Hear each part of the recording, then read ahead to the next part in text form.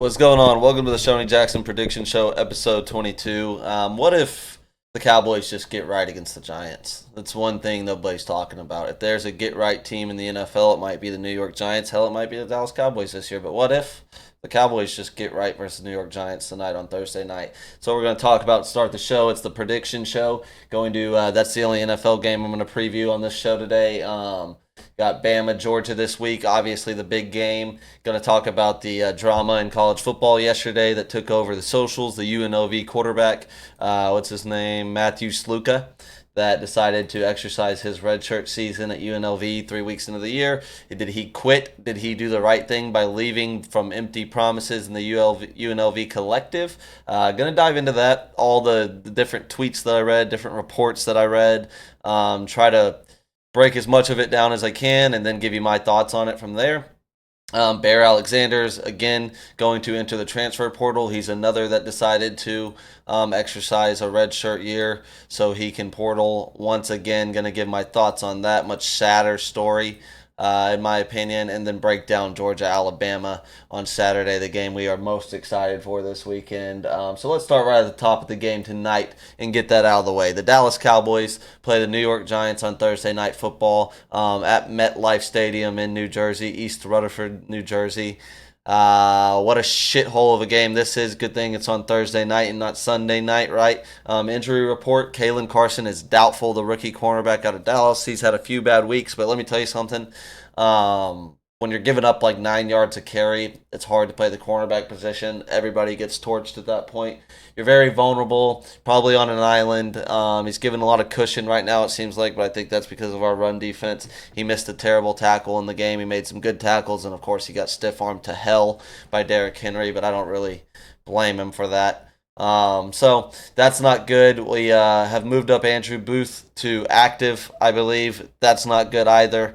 We don't really have anything. We already have injury issues at the cornerback position. Obviously, Deron Bland is on the IR, and we have felt the sting of that. But quite frankly, it doesn't really matter if he's playing or not. Deron Bland isn't going to stop the run game. So it's not like our corners, our secondary is truly our issue. Our safeties have been terrible. Marquise Bell, I was hoping to see him get more run this week. He is also doubtful going into the game tonight. It's a short week, coming off getting our ass whooped by Baltimore. I'm not going to be as animated as I was on the early week show.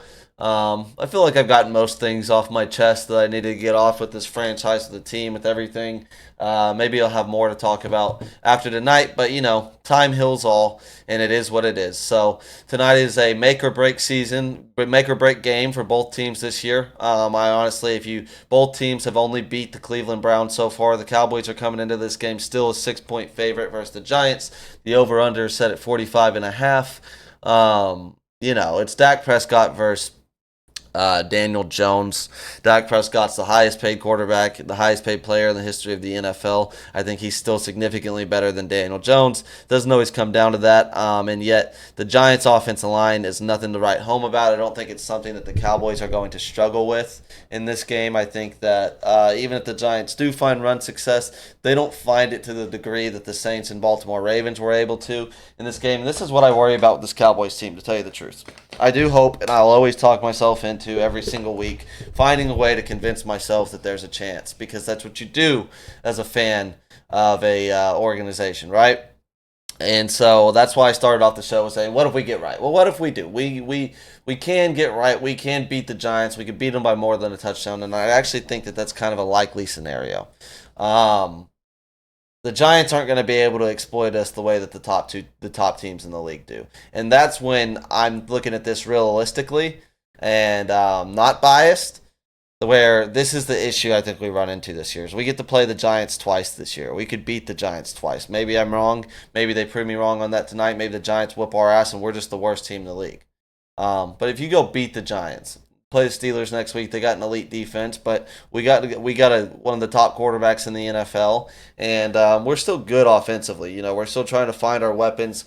We have not been in sync. That has been a disgrace, quite frankly. The pre-snap penalties, the miscommunications offensively. You don't play anybody in the preseason. You got holdouts. You got all these issues that were the topic of discussion for 6 months in the offseason on the Dallas Cowboys. What are we doing? The Jerry Jones all-in comments. All of that is coming to a head in real time, and we are falling apart at the seams. And then you got Dak Prescott, who, quite frankly, to his defense, appreciate you, Carlos. Quite frankly, to his defense, seems like he has to do it all on his own right now. And by doing it all on his own, I just mean we need some heroics. We need a Superman level performance at quarterback for the rest of the season if we're going to truly compete for anything worth talking about when the season's over, a division and beyond that. With all that said, how many division titles have we won that we don't even care to bring back up anymore? Nobody talks about division titles in the NFL. They talk about championships, whether that be conference championships or Super Bowls. That's what we talk about when it's all said and done. That's what matters. I know I'm speaking the obvious, but the overlaying point that I'm trying to get to, long story short, is it's games like this against the Giants that concern me, that this Cowboys find their way to 500, slightly above 500 or slightly below 500, and that's the difference in a top 8 pick and picking between like 17 and 22 when we get to April, right? And at some point, something's got to give with us just being above average all the time. I think that there's a fatigue in the fan base right now that has been obvious anywhere you look, whether it be on social media, whether you turn the TV on and former players are speaking, Marcus Spears and others. There's a fatigue with this Cowboys franchise and the product that they have given us in the last 10, 15, 20, 30 years, right? And so, looking at this game against the Giants tonight, what concerns me is we do look better tonight. We are more in sync. Dak Prescott, who's like 12-2 versus the Giants, beats up on them again. We're 6-point favorites in spite of giving up like 500 rushing yards in the last 2 weeks and getting humiliated defensively. It's a matchup that we can match up well against. The Giants have Drew Phillips and Adoree Jackson out tonight. That's 2 corners that I think they needed to stop CeeDee Lamb and company. CeeDee Lamb coming off the disgraceful week a week ago where he got a lot of flack for his antics on the sidelines and games, his effort. Seems like he quit on the team. He apologized this week. Going to be a very motivated player against a team that's really just food for him. And then Dak Prescott as well, getting more dialed, more in sync, finding a connection with Jalen Tolbert late in that game last week. Obviously, the connection with the tight end, Ferguson, and we can maybe find a running game against this Giants defense. This is a game that could just be fugazi, and I worry about that. I think the Cowboys win it. I think they win it by more than a touchdown. I think that they get after Daniel Jones like they always do. I don't think Devin Singletary and the Giants running game is going to do to us what the Ravens did, what the Saints did 2 weeks ago. I think it's a little bit different. This is a Giants team that just beat the Browns, which is the only team the Cowboys beat. And they barely beat them. We handled them. We looked good week 1. We thought we had a contender week 1 because of the Browns, because of how putrid that offense is with Deshaun Watson. So this is what I worry about. You play the Giants, you play the Steelers next week, who really don't scare you offensively the same way as the Giants, and then you play the Lions, right? So it's going to be 2 steps forward, 1 step forward, 2 step backwards, right? The Lions are going to bully us up front. They'll probably run for 250 yards. The Niners will probably have 250 rushing yards. The Falcons will probably have 250 rushing yards. Then you got the Eagles. Saquon can go crazy on us, but I don't think the Eagles defense can stop us either. Their secondary sure as hell has nothing for CeeDee Lamb. They never have. They never will. I just looked through the schedule. You got the Commanders look very good. The Commanders, as I talked about on last podcast, could have the best quarterback in the division as a rookie. I say very good. That's a little bit of a stretch, but they can win this division.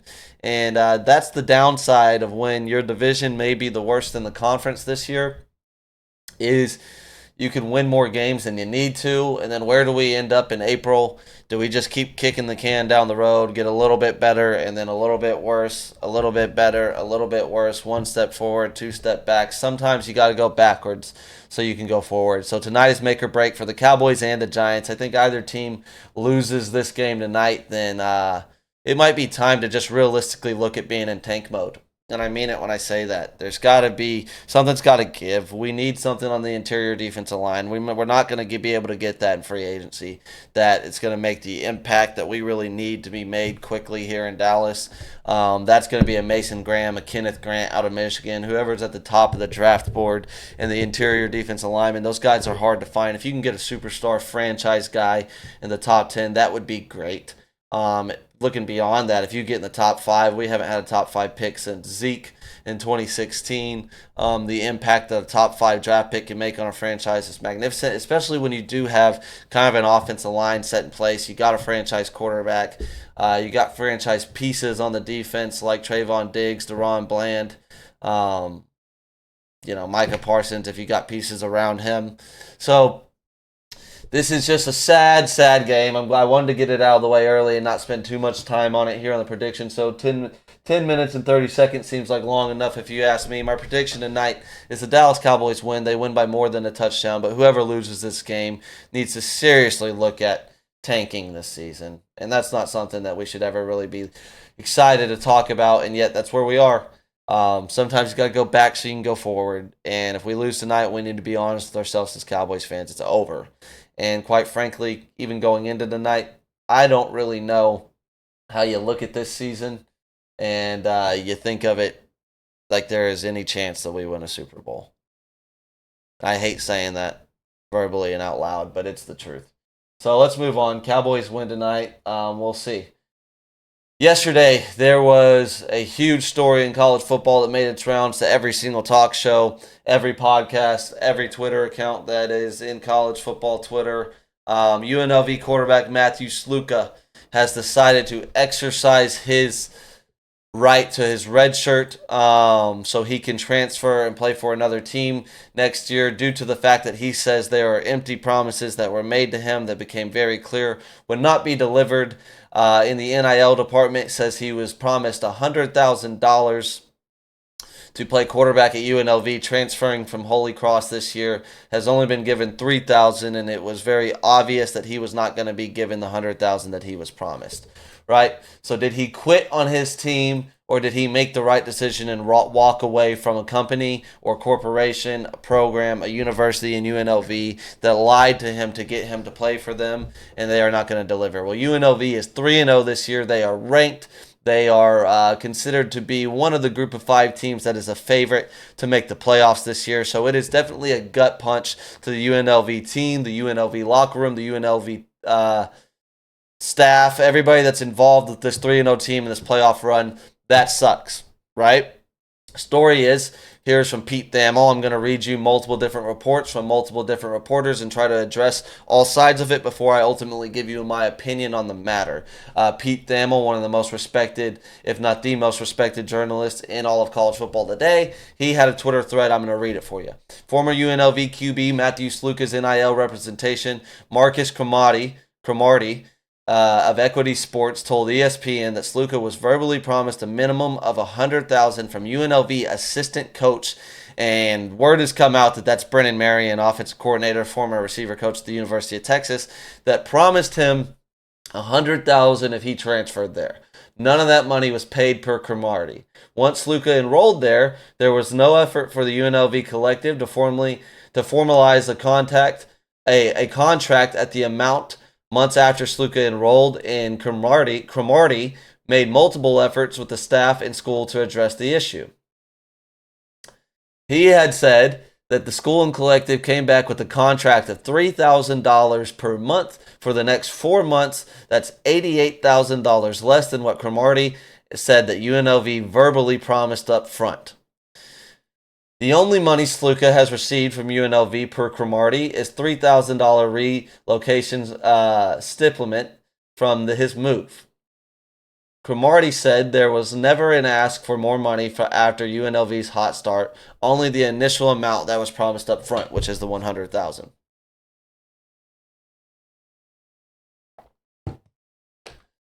When that didn't come, he evaluated his options and decided to play elsewhere next year. The red shirt will allow him to play a full spring because he's a graduate transfer to UNLV. So this would be if he played another game, a 4th game, or a 5th game. So I think it would be the fifth game that would make him ineligible. He would be ineligible for that red shirt, and this would be the last year that he'd be able to play college football. So the red shirt allows him to have a full spring next year on a new team that he transfers to and develop with the trainer this fall. So he'll begin that development right now, develop his skills, tools, and other things to prepare for the next year. For whoever he plays, he enrolled at UNLV in July after graduating from Holy Cross and missed the spring. All right. So long story short, there from Pete Thamel, and what everybody has basically reported to this point, is that he was verbally offered $100,000 to go play at UNLV, and he didn't get it. The problem with that is, and I hate to break it to you, verbal offers mean absolutely nothing when it comes to money. I could verbally offer somebody, I need a full-time video editor, right? I would love a full-time video editor. I could text a video editor that I find on social media or that I know personally. I say, hey, come edit my videos. Once we blow up, I'll give you $100,000.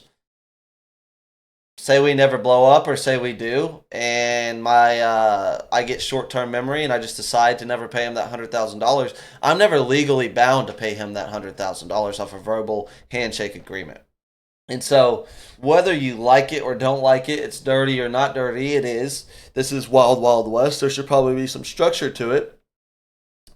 But a verbal agreement from an assistant coach that you're going to get money from a university to play there means nothing, and that is partially his fault, if not all the way his fault, for going there on the basis of $100,000 this football season and not committing to the team, the program. Because part of your commitment is to a team, to a program, not just the NIL. And maybe that changes here forever now that these kids are getting paid, but $100,000 isn't $1 million. I believe that their running back that they have on the team has decided to exercise his red shirt as well. Haven't heard too much on that. Don't know too much about the player. But Matthew Slovic, I don't know that you fall forward in this situation. I meant to have it pulled up, but I don't have his stats pulled up really quick. Let me pull UNLV's stats. The kid averaged. He's not Cam Newton. Let's just say that. Here we go. UNLV. Just pull up his stats from last week against Kansas in a 23-20 win against the Kansas Jayhawks. He was 7 of 18 for 86 yards, 1 touchdown, 19 carries, 124 yards. I do believe he leads the team in rushing yards. That is Brennan Marion running that go-go offense or whatever he calls it there at UNLV. They seem to be very happy with the kid that they got behind him and think that he's very capable of running that offense. That's something you run into. What if UNLV continues to win games? What if they go on and win their conference, Matthew?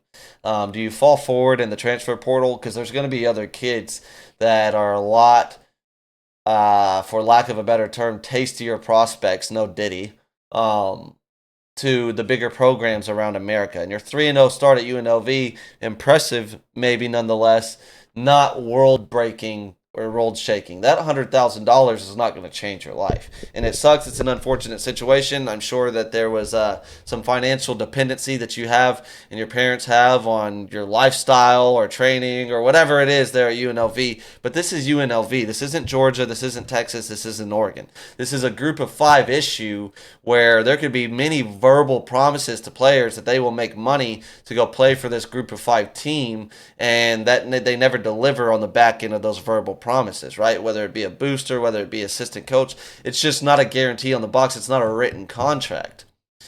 So let me read you a different report from a different reporter coming from a different perspective. Ross Dellinger from Yahoo Sports.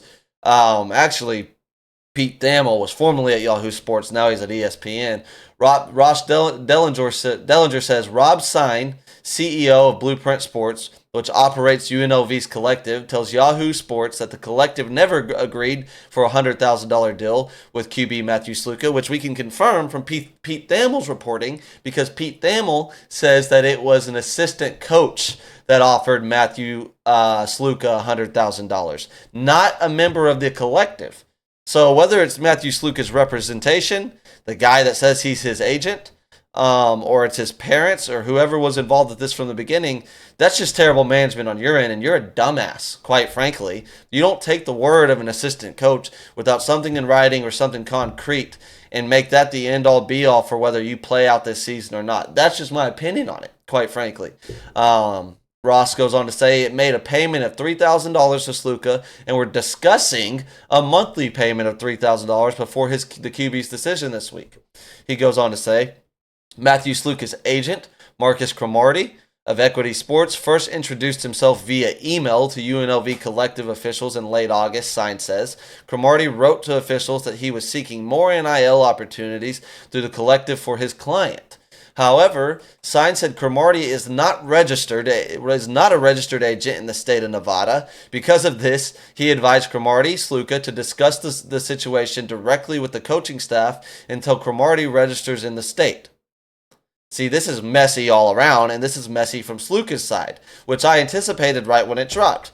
It seemed like everything that I was reading, the perspective I had from the outside looking in, was this was really split. There was people that automatically jumped on the player side saying this is wrong, and the narrative is, what would you do if your company just stopped paying you what they promised to pay you? Well, first and foremost, I'm salaried where I'm going to work, and that's on paper. So I have some basis to stand on if I want to sue them to take them to court. You can't sue the University of UNLV or the UNLV collective in this situation because they never agreed or put anything on paper with you that they were going to give you $100,000 to play there. They said they would give you $3,000. They gave you that $3,000, and then they're saying that they were in discussion to do that monthly. They were never in discussion to give Matthew Sluka $100,000, right? And then now they're also saying Cromartie, the agent, his representation, is not even licensed to do this in Nevada. So I don't really know the grounds that Matthew Sluka is standing on right now. And if I'm a coach or I'm a head of a collective elsewhere, I don't know who's going to beat down the doors to start negotiating with this player. So we can talk about as bad as it is with empty promises from universities, from coaches, and from collectives around the country, and especially with these group of 5 schools. You can bring up the Florida story with Davis Rashada, the quarterback that transferred out of there because of an empty promise that became obvious. He never even made it on campus, I don't believe, or made it through a spring. I don't remember which one it was, but he transferred out, right? That's happened there. That's probably the biggest program that's been involved with something like that. There was some stuff A&M players said that transferred. Oklahoma had some players that transferred and said some stuff. But nonetheless, the stories seem to die because the collective ends up having their ducks in a row more so than the representation of these players. All right? These players don't seem to be I'm fumbling my words. Their representation doesn't appear to be on the level of a Drew Rosenhaus. It is more like, what would I compare it to? Well, I'm going to talk about Bear Alexander after this, but it's somebody, it's like AAU level representation for these players going against massive universities with massive lawyers and much greater representation on their end, right? And they end up losing out because they say, that coach said he was going to pay me this. Well, take that to court, And on the flip side of that, you quit on your team that's 3-0 and wants to go to the playoffs. A team that has a safety in Jalen Catalon that I imagine has some type of NIL deal worked out with UNLV as well. He's played at Arkansas, Texas, and now he's at UNLV. He will be the defensive player of the year in that conference if he finishes the year. I think he already has 3 interceptions. He's an absolute stud. He's played for Barry Odom before. Great defensive coach, great defensive coordinator, and he works perfectly in that system. He's going to play the rest of the year. And so regardless of the way you look at this, and you're player first or not, or you don't think it's fair and you don't think it's right that people can throw out empty promises and do this to a player, I think that if you're a football player in college football and you want to play in the NFL, and I don't know that this kid has any goals on playing in the NFL or not. Maybe he just wants to play another year of college football, and that's fair. That's what he's doing. I get it, but still think he's going to run into more trouble than otherwise would have. Because this is bad for a culture. This is bad for a bad look to other coaches recruiting you. I think you need to be focused on NFL and long money and not NIL. All right? Because that's what matters. This $100,000 is not $1 million. It's not $10 million. It's not setting you up the rest of your life. It would be good. It'd be a great head start. That's a lot more money than a lot of kids your age are making, if not 99% of them. Right?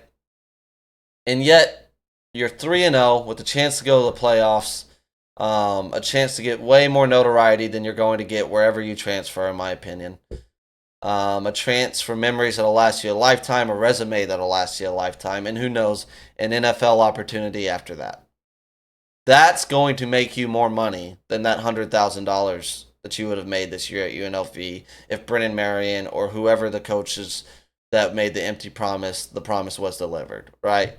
And so at the end of the day, it's a shitty situation, but nonetheless, it's a situation where I don't think the player is necessarily in the right quitting on his team in this situation because I don't know that he's going to fall forward here, and it just gives me an icky feeling when you're 3-0, you're the quarterback of the team. That's not the team's fault. It's not the player's fault. It's not all the coach's fault. I don't really know. I just think you finish out the year there. You finish your commitment to the program, and then you take it from there. And karma will work in your favor in that situation. Nonetheless, let me know what you think. If you agree, disagree, let's move on. Bear Alexander is in the transfer portal again. Let me read you something here. Whatever. I'll just read it to you. Bear Alexander's timeline. This is a sad story. From 2018 to 2025. 2018, he was at Terrell High School in Terrell, Texas, where Bear Alexander is from. Bear Alexander is the defensive tackle at USC. Now he's exercising his red shirt to go into the transfer portal. He was the number one defensive tackle in the country out of the Dallas area. He, from a physical tools perspective, is as can't miss of a prospect physically as you'll ever find at the defensive tackle position. This was a guy that seemed like from that and from his film was a surefire top 10, top 15 draft pick in the NFL 3 years from leaving high school to college, right? His timeline from 2018, Terrell High School in Terrell, Texas. In 2019, transferred to Skyline High School. These are all in the Dallas area. In 2020, he went and played for Denton Ryan and Denton High School. In 2021, he was at IMG Academy. So that's 4 high schools in 4 years. Then he commits to Georgia. He decommits from Georgia. He recommits to Georgia. Enrolls to Georgia in 2022. They go undefeated. He's in the rotation at the defensive tackle spot. They win the national championship, back-to-back national champions. He decides to leave the team, enter the transfer portal, transfers to USC. Well documented, he got a penthouse downtown LA, got a lot of money in NIL, transfers to USC. They have a terrible season a year ago. He's playing 3 games this year, decides he's going to exercise his red shirt after 3 games, self-red shirt, and will enter the transfer portal again. Will it be a last chance U situation in 2025? Will he have to go JUCO? Who is going to pick him up? Will he be at a smaller school? Bear Alexander's representation. I don't even have the guy's name pulled up. Don't want to pull the guy's name up. He's not even worth saying his name, in my opinion. It says the man he calls his father. It's not his biological father. Came out with a statement basically saying, and I am paraphrasing, that Bear Alexander's expectations are to be the starting defensive tackle of a program, which is what he was promised when he went to USC, and not just a part of a defensive tackle rotation. Therefore, he will exercise his red shirt, enter the transfer portal, and go to a program that basically uses him properly in that man's eyes. This is a sad story that has gone on, and this is why I say AAU representation. This has gone on in the AAU circles. This has gone on in high school football circles. Unfortunately, Bear Alexander didn't really draw the best deck of cards when he was born in small Terrell, Texas, where Jamie Foxx is actually from, believe it or not. And obviously his situation at home with his family, with his parents, isn't the greatest. And I'm not speaking too much on it because I don't know the details of it to the length where I would dive into it. But obviously it's not ideal if there is another man that is taken over as a fatherly figure for him, and to the point to where he is directing him to the transfer portal and making decisions like this for him in this young man's life at this stage of his life, right? Again, he was at 4 different high schools in 4 years. This will be his 3rd college that he's transferred to in 3 or 4 years. The kid has all the talent in the world to play football and make more money to ever cry sad tears again and be set for life. The only thing that could be thrown in his way to prevent that is terrible decision making and terrible management from those, whether it's his parental figures or what his management, his representation, and himself are the only things that can stop that.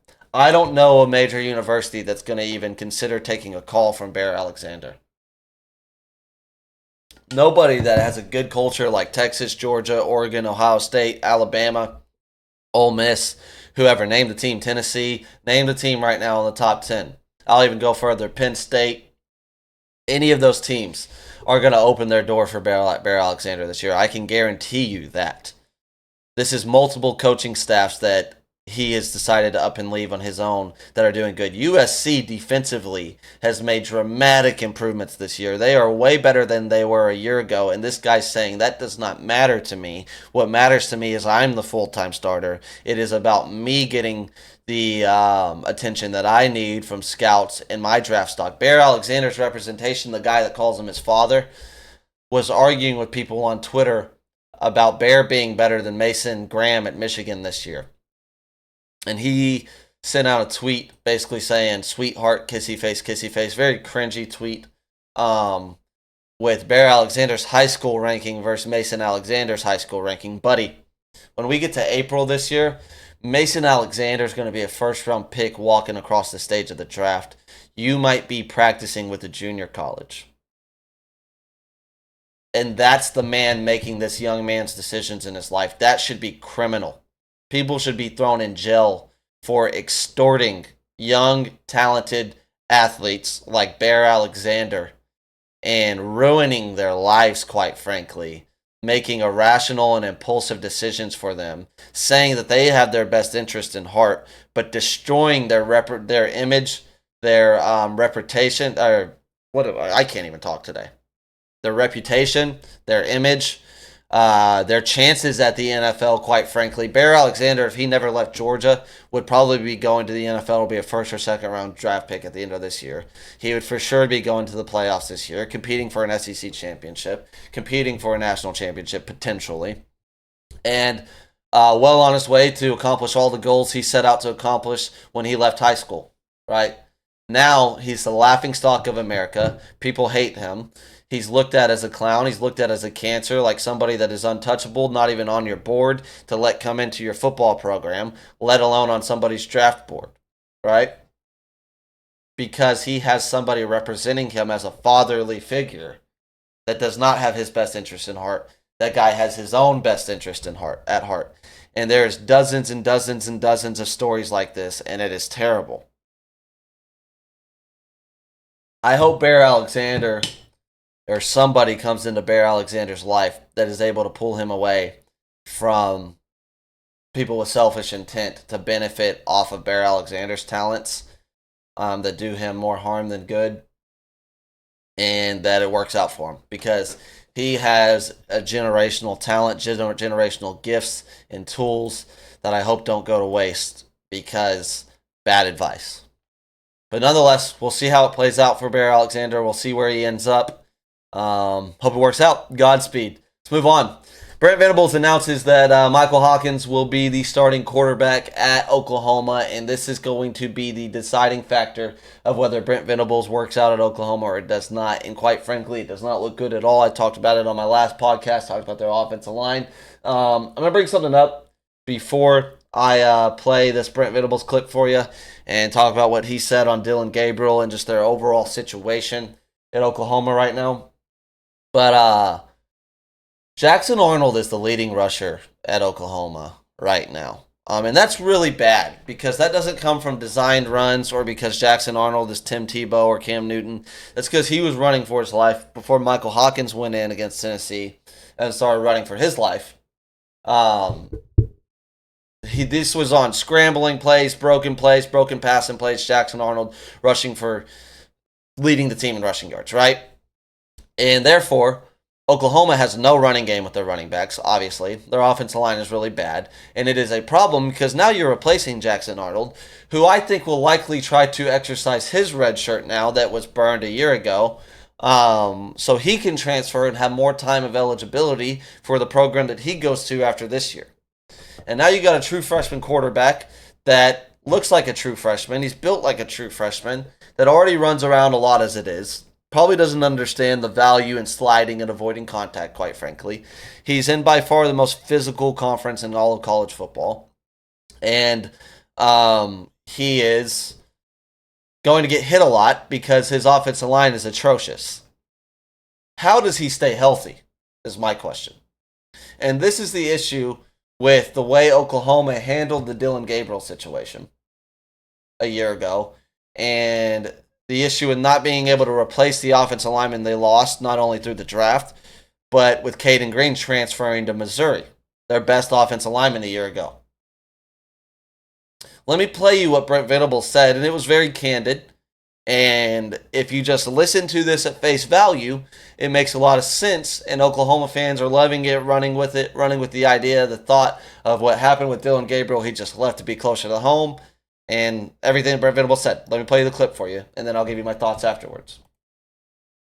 Would, because I know there was somebody brought it to my attention. There was a story that was written. Just not that it really matters, but at the same time, at the end of the year, I had a meeting after a few weeks at the end of the season where Dylan Gabriel came to visit with me. He wanted to have a meeting and let me know that he wasn't going to play in a bowl game.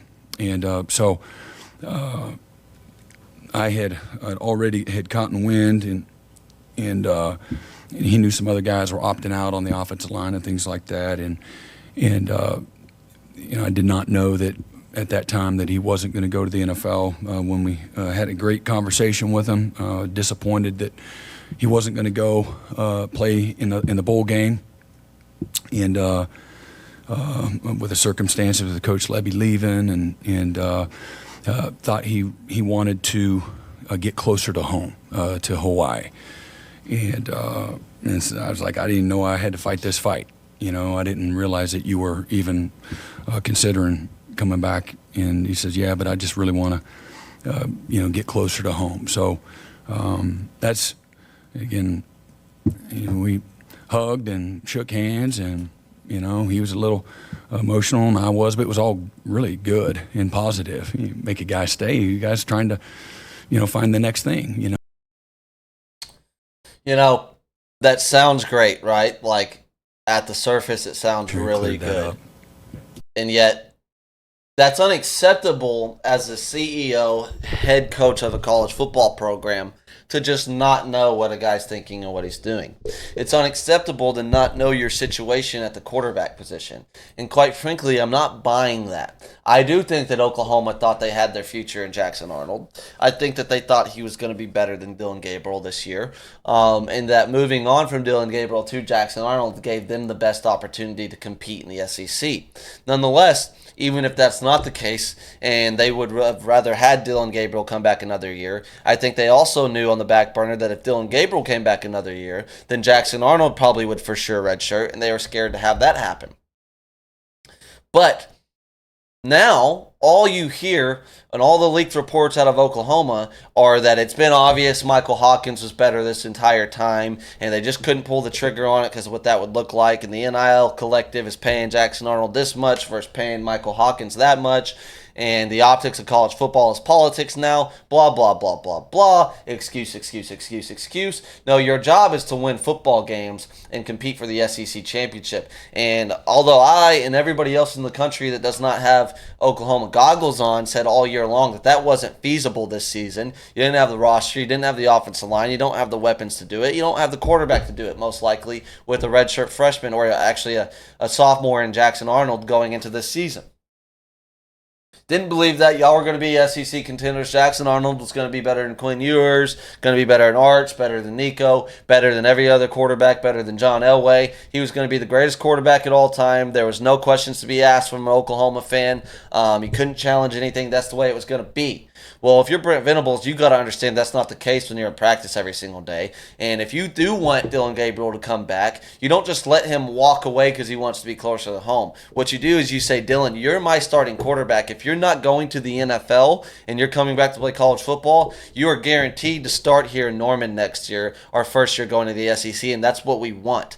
What does it take to bring you back? Because that's the politics of college football today. Sometimes you got to re-recruit your players the way Texas did with Xavier Worthy a year ago, getting him to come back and not transfer to USC, which at one point seemed all but done. Sometimes you swallow your pride and you understand the value of a certain player of your football team, and you say, I get you're holding out, the offensive linemen are opting out, the coordinator's gone. What do we got to do? Who do we got to bring in? And what do we got to pay you to make sure you don't leave to Oregon? If you show a player that type of love and he still leaves, oh, well, let him go kick rocks. But at the end of the day, you didn't. And I don't think that's what would have happened. I think he would have stayed at Oklahoma because the guarantee on the box of what there was there. Right? But you just let him walk with no fight is what that sounds like. And then you entered the season with a quarterback completely incapable of leading this team to any success in the SEC this year. And then you got a system that quite frankly looks terrible. So going back to the freshman that runs around a lot and has to run around a lot because the offensive line is atrocious. And that's not going to get better. It seems to feel like Oklahoma is talking themselves into whatever they can that a quarterback change is going to fix the offensive line problems. They haven't blocked anybody in 4 weeks. Anybody. That's why Jackson Arnold was leading the team in rushing going into the Tennessee game. Because he'd been running for his life against the Tulanes and Houstons of the world, let alone that Tennessee front. And that's what I tried to warn you guys of going into the game, right? So, one, the expectation that a true freshman, that seems like a solid player, seems like he's got moxie, seems like he can make plays, is going to be able to play at a level against the schedule Oklahoma has. They got Texas, they got Alabama, they got Ole Miss. They just lost to Tennessee, obviously. They got LSU and others. Missouri is going to be able to overcome the offensive line, overcome the lack of weapons that they have, and put the team on his back. Their defense is going to be able to stay healthy all year long across the board, shut everybody that they play out. And this quarterback can lift them to potential playoff success, which is the way they are talking on Twitter, is setting them up for a disaster with that toxic fan base and a meltdown that I don't think many have ever seen or understand that they're about to see from this Oklahoma fan base in the next few months. Right? That's what is going on right now in Norman, Oklahoma. And that's what I think is happening. Because let's not lie to ourselves. The way this season plays out, and in particular the quarterback position, if he does not play significantly better than Jackson Arnold and at a level that is impressive nationwide, it's over for Brent Venables. And I quite frankly see that it is over for Brent Venables. Oklahoma made a drastic mistake extending him. They made a drastic mistake not going and getting Josh Heupel. However they had to do that, whether that was the first time or after this year, they can't do it now. And I don't know what's next when you got Texas with the rocket pack that they got on their back right now and the rest of the SEC to deal with, plus the rest of the country in general. Oklahoma's in trouble. Let's move on to Bama, Georgia real quick. 1 second. Let's move on to Bama and Georgia. Preview that game and get out of here. Game of the week. I've been excited for this since last week. Number 2 Georgia Bulldogs going to Tuscaloosa to play Alabama. Does Georgia have any weapons at all? Could you name a Georgia weapon if I asked you and you're not a Georgia Bulldogs fan? Could you name me one weapon on the Georgia Bulldogs offense? The only player I can name is Trevor Etienne, and that's because he transferred in from Florida. And his name's obviously popular in college football circles, not because of what he's done this year. He's got 24 carries for 157 yards. That sounds like a Jaden Blues game last week for the Texas Longhorns, right? Jam Miller on the other side of Alabama's got 29 carries for 265 and 3 touchdowns. The transfer from Missouri, Levet, Georgia has 12 receptions, 155 yards, 1 touchdown. That's probably their best weapon on offense. Obviously, Ra Thomas got kicked off from the team for being a piece of shit. He was expected to be a big weapon on this team. You lost him.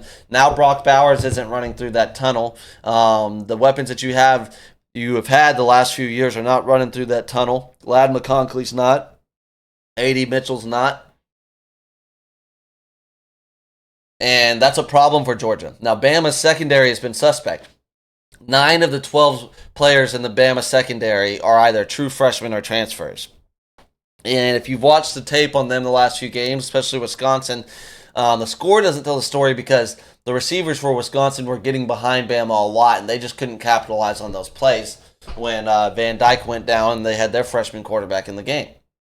So Georgia may still be able to get behind Bama, and that's what's interesting about this game, and that's what it comes down to. Georgia is 2.5-point favorites going into Tuscaloosa. I don't really think that's warranted. I like Bama a lot in this game. I like them at +2. And I actually like the over in this game because I don't think either defense is as unconscious as they have been in past and what we've come to be used to, right? Like I said, the Bama secondary has a lot of questions in it, and they've been beaten this year so far. And the Georgia team is coming into this game without the safety, Mykel Williams, who's arguably the number 1 safety in the country. He's doubtful, to say the least, in this game, and I think Kirby's been very candid that he's hopeful that he plays, but hopeful in my eyes is doubtful from a Kirby Smart going into this game. And if he does play, how many snaps does he play? Is he on a snap count? Alabama has Ryan Williams and Georgia does not. I think Alabama actually has the quarterback advantage in this game in Jalen Milroe over Carson Beck. I think Carson Beck is one of the most overhyped quarterbacks we've had in over a decade. I think he's a good quarterback, but they were talking about him like he was a potential number 1 quarterback in the draft. And I asked you all offseason long, why? Why? Said over and over he's too horny to play the quarterback position. He has the horny snaps that got leaked, and he's dating one of the Cavender twins. He is distracted, and you can't be distracted at the quarterback position. A tight end like Jake Ferguson dates one of the Cavender twins. Oh, well, that's fine. That's how those guys are. Quarterback need to be locked in. I like to see my quarterbacks wifed up. High school sweetheart type shit like Quinn Ewers. That's what I like to see. You got to be dialed. You got to be wired. You got to be locked into your offense. Jalen Milroe's more locked in to this program than Carson Beck. Lank, Milroe, lank. Let a naysayer know. I like Alabama a lot in this game. They're at home. The Georgia team, the defense is not as deep as they have been in previous years under Kirby Smart. And I think the X factor ultimately in this game, not only Ryan Wingo and Jalen Milroe, but the actual X factor is Kalen DeBoer. I think Kalen DeBoer can punish this Georgia defense in the secondary, especially without Mykel Williams in the game, with those vertical crossing routes and his phenomenal scheme that he has. I think Alabama can establish a running game against Georgia in this game. Alabama's offensive line looks like what we thought it would look like a year ago. They're very big, and they have been punishing teams. Their running game between Milroe and Jam Miller and the other guys that accompany them is very good. And that's why they're able to run the scheme that they're running right now and really utilize Jalen Milroe perfectly with the vertical passing game, the QB run game, not asking him to do too much in the intermediate in the stuff that he struggles with. They're able to play to his strengths, and Kalen DeBoer has done as good of a job as anybody ever has in doing that, and he's doing it again with Jalen Milroe. I just think that they're clicking a lot more than Georgia's offense is clicking going into this game. They're the home team. This is the beginning of a very difficult stretch for the Georgia Bulldogs. And on the Georgia side, it's really a game I think you have to win if you don't want the danger of actually missing the first 12-team playoff. Because if you do lose this game, you're in trouble. Because that Texas matchup, not going to give away too much yet, and this game has to be played. Maybe they prove me wrong, but it's not a good one for the Georgia Bulldogs at all. Then it quite frankly could not only be a loss, but it could be an ugly loss.